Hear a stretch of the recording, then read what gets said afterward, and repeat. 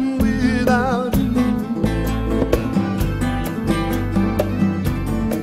'Cause I am nothing without you. I don't know why. I've always been big on happy endings.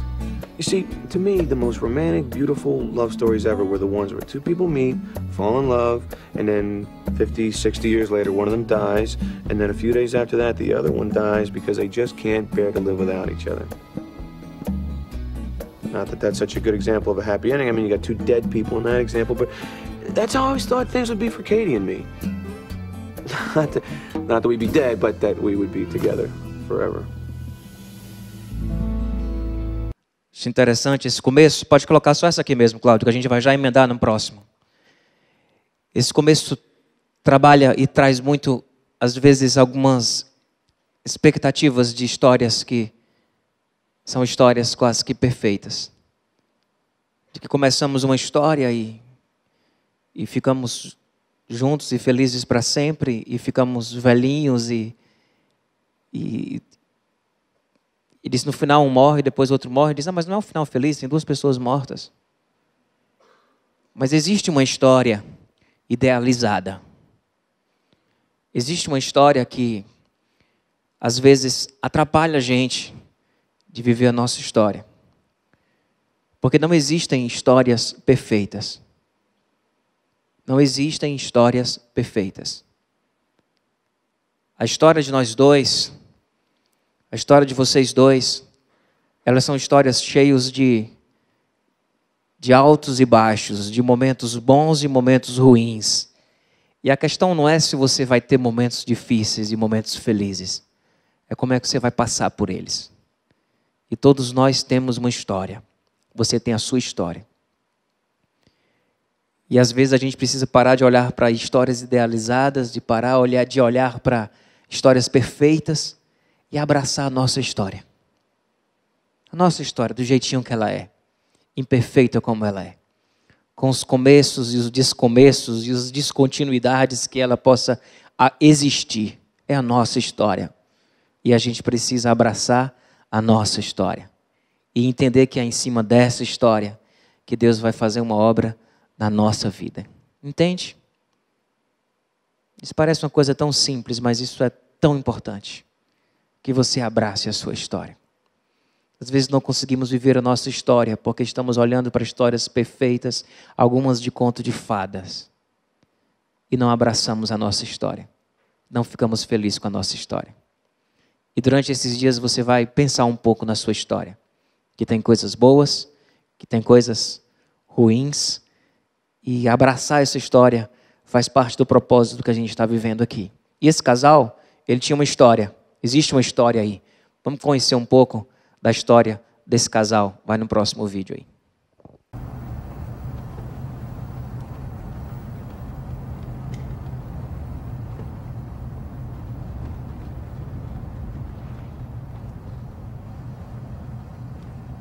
Do you, Katie, take Ben to have and to hold, in sickness and in health, for better or for worse?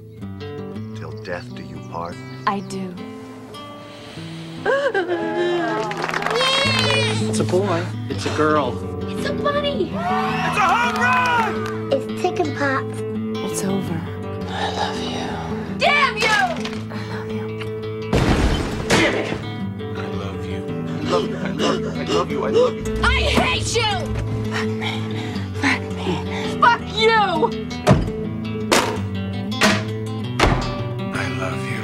I'm pregnant. My goldfish died. My hamster died. My father's dying. I'm pregnant.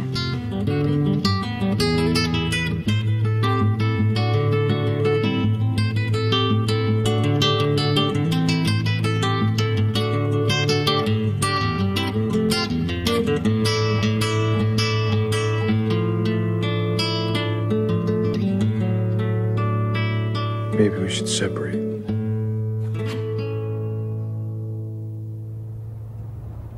Essa é a história deles.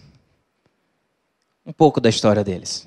Eles têm um casal de filhos, tiveram um casamento cheio de atividades e E eles estão no ponto, o filme começa, eles numa crise profunda, querendo se separar.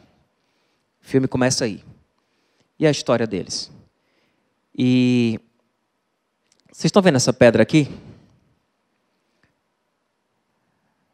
Antigamente, a história era escrita nas pedras, na rocha. Coloca aí, pastor. Olha aí, tá aí, ó. Um negócio aí que a gente não sabe o que é. Como é o nome disso? Pintura rupestre, né? Passa aí. Olha aí. As pessoas marcavam na rocha a história, as coisas que eles viviam, as batalhas que eles enfrentaram, as lutas que eles viveram. Tem mais um aí, pastor? Olha aí. As danças, né? As farras aí, está com cara de farra, está com cara de alguma coisa que tem a ver com sexo, talvez. Isso daí tem a ver com caça. Mostra a história de pessoas. Se tinha escrita e talvez assim, era ali no desenho que se fazia na rocha que se escrevia ali um pouco da história. E o que nós propomos é que você escreva a sua história na rocha, na pedra. A história, ela não muda. A gente pode até reinterpretá-la, mas ela não muda. Essa pedra aqui é uma pedra de um casal que fez no Lua de Mel, quando a gente fez essa temática. E eles fizeram aqui a história deles. Depois pegaram essa pedra e fizeram aqui também. E aqui tem um casal. Foi meu pai, minha mãe. Aí está aqui a história deles. Está aqui meu nascimento. Um bocado de coisa aqui. Tem umas coisas embaixo que eles escreveram. E a gente vai viver essa experiência aqui de escrever a pedra. Marcos, vai colocando aqui, eu vou colocar o que vocês vão escrever em cima da pedra, tá? Na parte de cima. Escolhe uma área que é a parte de cima. Sei lá, bota, vê como é que você vai colocar ela e escolhe a parte de cima. E nessa parte de cima, você vai colocar, pode colocar tudo, pode botar tudo. Os nomes ou a inicial, eu acho para mim assim, isso vai meio que em destaque, né? Então você pode colocar um inicial dos dois, maior, mas eu não quero interferir na sua artisticidade, não. Você escolhe um dos dois aí que vai ter essa veia mais preparada, e aí bota as iniciais, depois o ano do início da história de cada um. O que é o ano do início da história de cada um? É o ano do nascimento. Quando sua história começou. O ano tipo, do lado da sua inicial, coloca seu ano de nascimento. Do lado da inicial dele, o ano de nascimento dele. E depois, o ano do início do namoro e o ano do casamento. São 3 datas importantes.